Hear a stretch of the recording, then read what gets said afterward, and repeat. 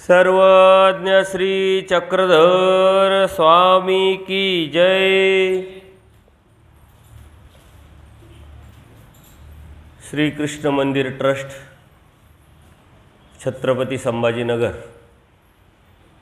त्याचप्रमाणे सर्वज्ञ सेवा वास्तविक मंडळ छत्रपती संभाजीनगर यांच्या वतीने 12 ऑगस्ट 2025 पासून या कार्यक्रमाचं आयोजन केलेलं आहे। सर्वज्ञ श्री चक्रप्रभू निरूपित जीव, देवता, प्रपंच आणि परमेश्वरी नित्य व जे अनादीचे 4 पदार्थ आहे त्याचं कार्यकारण स्वरूप लक्षण आपण बघतोय। आणि जीव, देवता, प्रपंचाचं कार्यकारण स्वरूप लक्षण बघितल्यानंतर आपण परमेश्वराचं चिंतन करत असताना त्या परमेश्वराचे जे धर्म आहे त्याचंही आपण चिंतन केलं आणि यानंतर आपण परमेश्वराच्या गुणाकडे आपण जात आहोत। सर्वज्ञ श्री चक्रप्रभूंनी आपल्या तत्त्वज्ञानामध्ये या जीवाच्या हितासाठी, जीवाच्या भल्यासाठी या 4ही पदार्थाचं कार्यकारण स्वरूप लक्षण सांगून या व्यतिरिक्त काही जाणणे नाही ही स्पष्टता आपण केलेली आहे। म्हणून आपल्या धर्मामध्ये सुद्धा अभ्यास हा 4ही पदार्थातच केला जातो आणि अभ्यास हा 4ही पदार्थावरच असतो। जीव होता कुठं, आणला कोणी, कशासाठी आणला, त्या जीवामध्ये दोष काय आहे, गुण काय आहे आणि त्या जीवाचं कर्तव्य काय, कर्तृत्व काय, त्यांनी का धार्मिकता करावी, कशासाठी करावी आणि कोणाची करावी। त्याचप्रमाणे या सृष्टीमध्ये देवतेचं अस्तित्व काय, महत्त्व काय, परमेश्वराच्या या देवता कोण आणि प्रपंच काय, हे सखोल असं तत्त्वज्ञान आपल्याला सांगितलेलं आहे। त्यामध्ये आपण परमेश्वर तो सर्वशक्तियुक्त, तो सर्वशक्तियुक्त आहे। तो म्हणजे कोण? परमेश्वर। तो आपला कोण? आपला तो परमेश्वर। त्या परमेश्वराच्याच कृपाप्रसादाने आपल्याला परमेश्वराने बोध दिला आणि या बोधाद्वारे आपल्याला परमेश्वर कळाला, समजला, जाणवला, लक्षात आला, प्रचितीला आला आणि त्या परमेश्वराचा संपर्क आपला आला, कॉन्टॅक्ट। आणि त्या परमेश्वराच्या संपर्कात, कॉन्टॅक्टमध्ये असताना आपण आता तो परमेश्वर सर्वशक्तियुक्त जाणतोय, मानतोय, समजतोय। आणि असं असताना आपल्या मनामध्ये भय असेल, गैरसमज असेल, अज्ञान असेल, भीती असेल, तर त्याच्यामध्ये आपण खरंच त्या परमेश्वराच्या संपर्कात आहोत का, कॉन्टॅक्टमध्ये आहोत का? कारण तो सर्वशक्तियुक्त परमेश्वराचं बिराड एका ठिकाणी असतं आणि त्या बिडारावरती रात्रीची, जसं आज आपण वॉचमॅनची नोकरी करतो तसं मार्गांमध्ये एक संरक्षणार्थक काही व्यापार दिला जातो, सेवेचा भाव। एकदा असंच औसांना तो व्यापार दिला होता। गावाच्या बाजूला देवाचं बिडार होतं, गावाचा बाजार होता, बाजार संपला होता, लोक आपापल्या घरी गेले होते। परंतु त्या गावातले काही श्रीमंतांचे पोरं, महाजनांचे पोरं, टवाळखोर मुलं, ते म्हणतात इथं शेजारीच हे लोक आलेले आहे, ते काय करणार आहे, उघडे नागडे असतात, भिक्षा करून खातात, चला आपण त्यांची चेष्टा करू, मस्करी करू, त्यांना घाबरवू। आणि म्हणून पूर्वी बाजारामध्ये, आठवड्या बाजारामध्ये लोक यायचे, मुक्कामी यायचे। त्यावेळी दळणवळणाचे साधनं नव्हते, मग तिथंच चूल थाटायचे, आपलं स्वयंपाक करायचा आणि ते सोडून तसेच जायचे। काही राख घेतली, काही जे त्या राखेमध्ये अग्नी असतो तो घेतला आणि यांना घाबरवण्यासाठी आले. ते फेकलं. औसा मातेने बघितलं आणि औसा मातेला स्थिती परमेश्वराने दिली, स्थिती झाली आणि ती त्यांच्या पाठीमागं धावली. खाईन रे खाईन म्हणून जोरात आवाज आला. ते मुलं घाबरले. अचानक कोणीतरी आपल्या पाठीमागं मारण्यासाठी अकराळ विक्राळ आवाज करत जर धावलं तर चांगला माणूस घाबरतो. ते तर मुलं आहे. आणि ते जे पळायला लागले जीवाच्या आकांताने, कोणी पडलं, कोणी उठलं, कोणाचे पायाला लागलं, कोणाचे गुडघे फुटले. ते जेव्हा गेले घरी तेव्हा घाबरून कोणाला ताप आला, कोणी आजारी पडलं. आणि मग सर्व महाजनांना सकाळी ही गोष्ट कळाली आणि ते सर्व महाजनांना चुकी उमागल्यानंतर ते देवाकडे येतात आणि सांगतात की देवा, काल रात्री काही त्रास झाला का? ल्याओ यांचाही कोणीतरी अभिमान घेणारा आहे. त्यांनी तर अभिमान नाही घेता जर एवढं झालं तर अभिमान घेतला तर काय होईल? परमेश्वर निराभिमान आहे, पण आपल्या लागेच अभिमान. तो सर्वशक्तियुक्त आहे. त्या शक्तीची जाणीव आपण तत्वज्ञानातून सकाळी करून घेतली. जडाशक्ती, चेतन शक्ती असे दोन प्रकार येतात. त्यातला चेतनाशक्ती म्हणजे सगळे देवता. एवढ्या मोठ्या शक्ती त्या परमेश्वराच्या, आणि त्या शक्तीचं काम काय, कार्य काय? का जो त्या परमेश्वराची अनन्यभावी भक्ती करतो, निष्ठेने भक्ती करतो, त्याचं संरक्षण करणं, त्याला सुविधा पुरवणं. मायेच्या माध्यमातून संयोग योग साह्य परमेश्वराच्या प्रवृत्तीनं या सगळे देवता कार्य करतात. सकाळची वेळ आहे, देवाचा पूजा अवसर झाला आहे. देव डोमेग्रामला चिन्हस्थळीवरती अत्यंत प्रसन्नतेने विराजमान आहे. मधी नदी आहे, नदीच्या पलीकडेही एक देवगावची बाई दररोज येते, देवाला बघते आणि ते सौंदर्य परमेश्वराचं बघितल्यानंतर ती वेदल्या जाते. 1 दिवस 2 दिवस 3 दिवस ती पाणी आणायला येते, देवाकडे बघत राहते, बघत बघत जात राहते.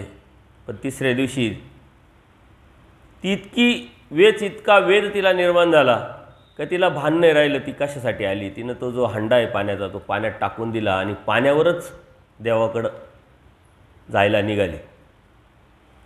सर्व गर्दी आहे दोन्हीही काठावरती आणि ही गर्दी सर्व बघितल्यानंतर एक बाई पाण्यावर तरंगत, पाण्यावर चालत त्या काठावरून या काठावर येते. आश्चर्यजनक सारी गर्दी होते.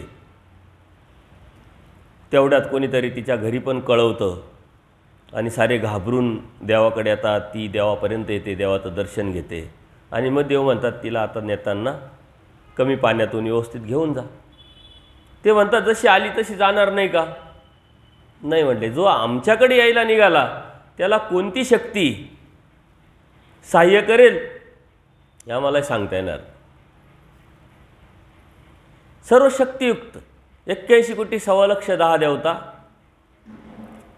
त्यांचं कार्य, त्यांची ड्युटी, त्यांचं कर्तव्य, त्यांची सिस्टम जर आपण समजून घेतली तर आपल्या मनामध्ये सुद्धा ही निर्भयता आली पाहिजे. भय हे निघून गेलं पाहिजे. परमेश्वराकडे जेव्हा आपण निघतो, परमेश्वरासाठी निघतो, अर्थात ते आपल्यासाठीच निघणं आहे. परमेश्वरासाठी निघणं म्हणजे आपल्यासाठी निघणं, आपल्या हितासाठी. या धर्माचं भलं नाही आहे, धर्माचं हित नाही, परमेश्वराचं हित नाही आहे. त्यावेळेस परमेश्वर म्हणतात प्रयत्न केला तर आम्ही सहाय्य करू. म्हणजे परमेश्वर स्वतः सहाय्य करायला येतील का? 81 कोटी 1,15,10,000 देव, त्याला कामं काय? तेवढंच काम. त्यामुळं आपण हे लक्षात घेतलं पाहिजे आणि ही निष्ठा निर्माण झाली पाहिजे की आपण जर धर्मावर असेल, आपण धर्माच्या चौकटीत असेल, धर्माच्या परीवर असेल आणि आपल्या हितासाठी आपण अनन्यभाव एकनिष्ठ परमेश्वराची जर भक्ती करत असेल तर आपल्या मनामध्ये कोणत्याही प्रकारचा किंतु परंतु, न्यूनगंड, गैरसमज, अज्ञान, भीती ही येता कामा नये. परंतु या चौकटीत आपण राहिलो पाहिजे. सर्व शक्तियुक्त, सर्व शक्ती, याच्यामध्ये या शक्तीच्या माध्यमातून परमेश्वर कार्य करतात जीवाच्या हितासाठी। या सर्व शक्ती जीवाच्या हितासाठी कार्याला परमेश्वर लावतात आणि या कर्मराटीच्या साठी ही देवता सिस्टम जरी असली तर दैवराटीसाठी एक वेगळी सिस्टम परमेश्वराने दिलेली आहे, त्यातून अधिक सिक्युरिटी आपल्याला दिलेली आहे। देवता एकाच्या अंडर एक, परंतु दैवराटीसाठी साऱ्या देवता ह्या परमेश्वराच्या अंतर्गत येऊन ओळखणी मायेच्या माध्यमातून सकळही देवतेला समान अधिकार परमेश्वर फक्त आणि फक्त दैवराटीसाठी देतात। पण तरी आपल्या मनामध्ये भीती आहे, शंका आहे, कुशंका आहे, किंतु आहे, परंतु आहे। याचा अर्थ आपण त्या परमेश्वराला ना जाणलं आहे ना त्या परमेश्वराला एकनिष्ठपणे शरण आलेलो आहे। शरण येणं म्हणजे स्वतःचं अस्तित्व संपवणं, स्वतःचं अस्तित्व न मान्य करणं, परमेश्वराचं अस्तित्व मान्य करणं। तुम्ही स्वतःचं अस्तित्व मान्य करतात याचा अर्थ अप्रत्यक्षरित्या परमेश्वराचं अस्तित्व अमान्य करतात। तुमचं स्वतःचं अस्तित्व अमान्य करतात याचा अर्थ तुम्ही परमेश्वराचं अस्तित्व मान्य करतात। सर्व करतात तो आणि सर्व शक्तियुक्त ते ज्ञानमय स्वरूप जर आपण समजून घेतलं तर आपल्या मनामध्ये परमेश्वराविषयी एक वेगळी स्पष्टता निर्माण होऊन ती एक वेद एक आवडी निर्माण होईल आणि त्यातून परमेश्वराचं जी बी आपण करू क्रिया, ती स्मरणाची असेल, स्थानवंदनाची असेल, अन्नदानाची असेल, ती तुम्ही नाही करणार, मग ती परमेश्वर तुमच्याकडून करून घेईल।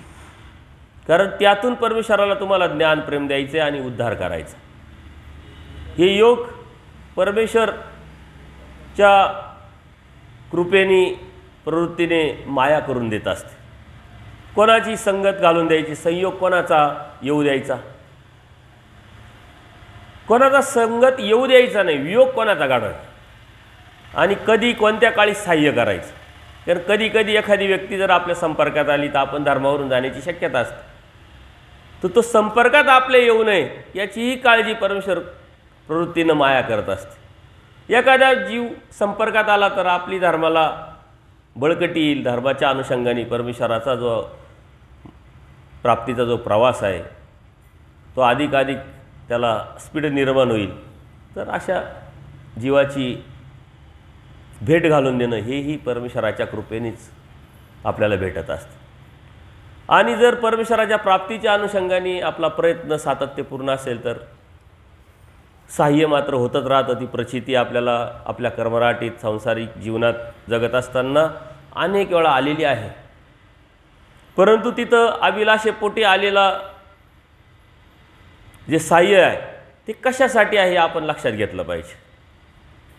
ते त्याच्यासाठी नाही आहे, आपण पुढे सरकावं, त्या परमेश्वराच्या प्राप्तीच्या अनुषंगाने आपल्यामध्ये बदल घडून आपण आणावा यासाठी ते सहाय्य असतं। ते सहाय्य होतं आहे म्हणून गुंतून राहून त्यातच अडकणं यासाठी परमेश्वराचं सहाय्य नसतं। बरेच लोक तुम्हाला भेटतात, आम्हाला भेटतात की बाबा आम्ही खूप गरीब होतो, अडचण होती, असं होतं तसं होतं, मग आम्ही या धर्माला लागलो, या धर्माला लागल्यानंतर मात्र आमचं सर्व चांगलं झालं, घरदारं झाले, मुलांचं व्यवस्थित झालं, शिक्षणं झाले, आमच्याकडं आज काय नाही आहे। हे दिलं परमेश्वराच्या कृपेने, परमेश्वराने हे ते मान्य करतात, पण का दिलं हे मात्र लक्षात येत नाही। हे का दिलं हे बोधाचं कारण, हे बोधाचं कार्य का दिलं हे समजणं। आपल्याला का दिलं हे समजत नाही ना, आपण त्या भानगडीतपर्यंत भेटलंय ना, उपभोग घ्या, मग का दिलं, कशासाठी दिलं, दिलंय ना उपभोगासाठी दिलं, मौजमजा करायसाठी दिलं, पण नाही। अनेक लीळेच्या माध्यमातून परमेश्वर ते आपल्याला दाखवतात। एकांकीच्या काही लीळा आहे, नांदेडला देव चालले, सारे गुराखी भेटताय तर आपण खेळ करू, खेळता खेळता मग त्यांच्या पाठीवर बसणं, त्यांना आनंद देणं, त्यांचा सर्व ज्या शिदुऱ्या आहे गोपाल काला करणं, त्यांचं ते सर्व स्वीकारणं आणि नंतर म्हणे आपण आता खेळ करू, तुम्ही चिंचुके घ्या, त्याचे कवडे बनवा, मी कपड्याचा व्यापारी बनतो आणि तुम्ही घ्यायला या, मग आपण तुम्ही मागा, मग मी कमी जास्त करील, मी देत राहील। कशासाठी हे सर्व, या लीळा कशासाठी आहे? तेव्हा हे घेत राहा, पण कधीतरी मलाही मागा, कधीतरी मलाही घेण्याचा प्रयत्न करा, यातच नका अडकू, यातच नका गुंतू। परंतु ते आपल्याला कळत नाही, सारं भेटतं, भेटलेलं आहे, परमेश्वर कृपा आहे, देवकृपा आहे, परंतु ती कृपा कशासाठी झाली हा प्रश्न आपण जर आपल्या मनाला विचारला तर नक्कीच आपण पुढं सरकण्याचा प्रयत्न करू, पुढं जाण्याचा प्रयत्न करू. परमेश्वराच्या शक्ती, तो सर्वशक्तियुक्त. या शक्तीमध्ये दोन प्रकार पडतात, ते मुख्य जड आणि चेतन. चेतन शक्ती आपण मागच्या वेळेस देवता वर्ग बघितला, तो पूर्णपणे 10 दिवस बघितला आहे. देवता वर्गाचं पूर्ण आपण क्लिरिफिकेशन केलं. देवता कोण, काय, त्यांचं कार्य, कशा पद्धतीनं, त्यांची संख्या, स्वरूप, मर्यादा असलेले पंचप्रकार, काय नेमकं मनातलं पूर्ण देवता हा विषय निघून गेला पाहिजे. आणि त्यात परत आपण आज चिंतन केलं आहे. आज अत्यंत महत्त्वाच्या विषयाकडे आपण जाणार आहोत. जडाशक्ती, परमेश्वराच्या जडाशक्ती. ज्या अनंत शक्ती आहे त्यापैकी चेतन शक्ती आणि जडाशक्ती. तर जडाशक्ती म्हणजे सकळही गुण, सर्व काही गुण आहे त्या जडाशक्तीत बसतात. सकळही धर्म, ज्ञान आणि विज्ञान. परमेश्वराच्या ठिकाणी अनंत गुण आहे, परंतु अनंत धर्म जरी आहे, आपल्याला मुख्य 8 गुण 8 धर्म परमेश्वराने सांगितलेले अनंत गुण आहे. त्यातले मुख्य गुणांचं आपण चिंतन करणार आहोत. अनंत गुण आहे, अनंत धर्म आहेत परमेश्वराचे. ते स्वरूपांग गुणधर्म आहे. स्वरूपांग आहे, मूळचेच आहे. ते कोणाकडून घेतले आणि मग ते कार्याला आले असं नाही, ते स्वरूपांग. या व्यतिरिक्त त्यांच्या ठिकाणी शक्तिरूप गुणधर्म पण वेगळेच आहे. शक्तिरूप गुणधर्म आणि स्वरूपांग गुणधर्म यात आणखीन 2 प्रकार पडतात. जड चेतन, त्याच्यामध्ये आपण बघितलं कर्मराटीसाठी, दैवराटीसाठी 2 प्रकार. आता याच्यामध्येही जडाशक्तीमध्येही स्वरूपांग आणि शक्तिरूप असे 2 प्रकार येतात. वज्रदेह किंवा वज्रांगी हे 2 प्रकार आहे. वज्रांगी आणि वज्रदेह म्हणजे काय? एक वज्राचाच देह आणि एक वज्राने कव्हर केलेला देह, 2 आहे ना. स्वतः लोखंड असणे आणि लोखंडाची जाळी असणे हा फरक आहे ना. तसं स्वरूपांग म्हणजे काय?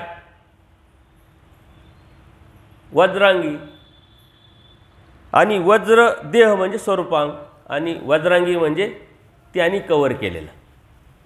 या 2 गोष्टी आहेत. याप्रमाणे ते आहेत. वज्र कवचाप्रमाणे हे आहेत म्हटले. वज्र कवच आणि वज्रांगी. वज्रांगी म्हणजे स्वतःच वज्र आणि वज्र कवच म्हणजे त्याचं कवच बनवणं. तर स्वरूपांग आतील धर्म हे वज्रदेहाप्रमाणे आहेत. स्वरूपांग जे आहे ते वज्रदेहाप्रमाणे मुळातच ते आहे. त्याला काही दुसरं बाहेरून घेऊन कार्याला आणण्याची गरजच नाही. आणि शक्तिरूप जो धर्म आहे ते वज्र कवचाप्रमाणे आहे. शक्तिरूप बाहेरून घेतलेले. आता तुमच्या लक्षात आले असेल बाहेरून कोणत्या शक्ती घेतल्या. तो वज्रदेह आणि वज्रांगी हे 2 प्रकार आपण समजण्यासाठी पक्षकारांनी आपल्याला दिलेलं आहे.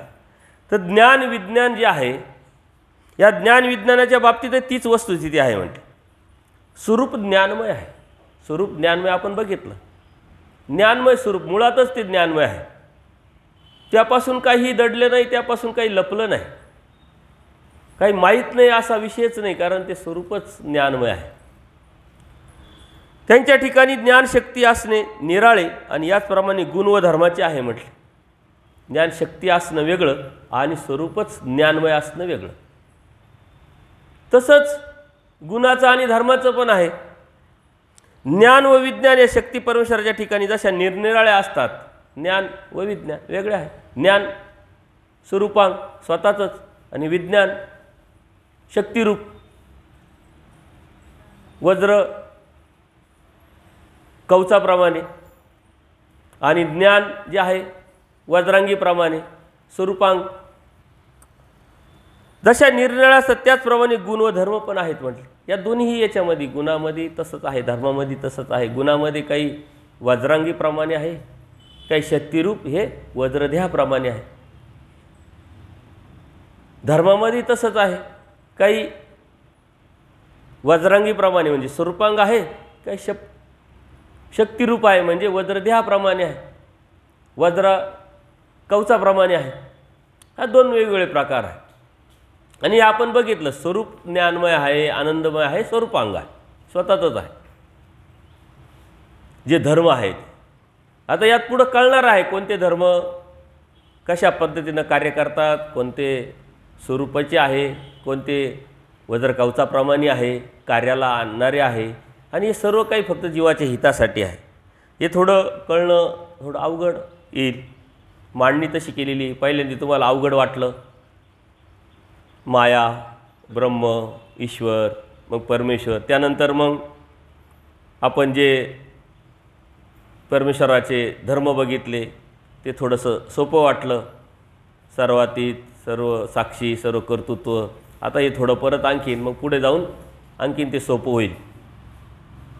परमेश्वराच्या ठिकाणी असलेल्या गुणांचा जो विशेष आहे तो हा आहे की ईश्वराकडून ते इतरांना देता येतात, तसे धर्म देता येत नाही. गुण देता येतात पण धर्म देता घेता येत नाही.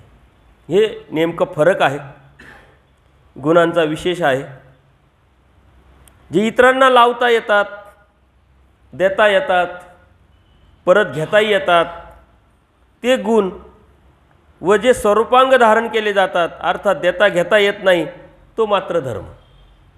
गुण आणि धर्मामधला फरक ते सांगतात की जे स्वतः घेता येतात, देता येतात ते गुण, आणि धर्म मात्र देता घेता येत नाही. आता सर्वातीत देता घेता येईल का?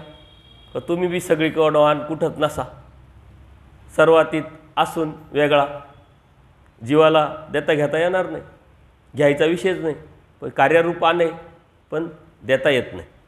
तसं गुणाचं नाही, गुण देता घेता येतात पण धर्म मात्र घेता येतात नाही. तर परमेश्वराचा धर्म कुठून आणला व लावला असं नाही म्हटले. मग कुठून आणला आहे का? जर देता घेता येतात याचा अर्थ त्यांनी गुण काही घेतले का कोणाकडून?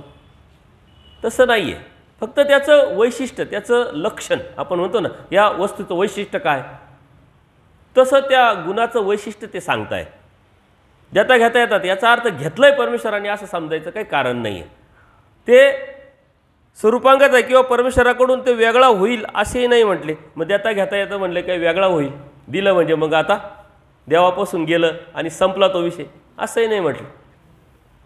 जसं गुलाबाच्या फुलाचा रंग आणि गुलाबाच्या फुलाचा सुगंध असे दोन प्रकार येतात. तर तो रंग तो कसा आहे, जो रंग आहे तो कसा आहे, तो देता घेता येत नाही, तो धर्म आहे. सुगंध मात्र आपण घेतो, त्याचा कुठंतरी दुसरीकडे वापर करून ते सुगंध रूपाने ते कार्याला पण येतं, त्याचा धर्म आहे म्हटले तो. जसं जीवाचा सुद्धा धर्म आहे. जीवाचा काय धर्म आहे सांगा?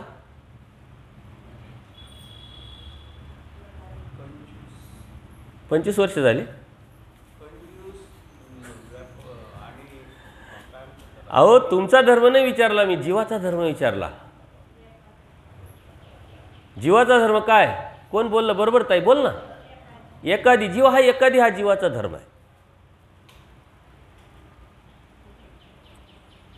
तो कधीही केव्हाही कुठंही एकटाच असतो. आज ह्या मिनिटाला इथं तुम्ही आहे, दुसरी कुठंच राहणार नाही. या कर्मफळात आहे ना तुम्ही, या कर्मफळात असल्यामुळे दुसरीकडे असण्याचं काही कारण नाही.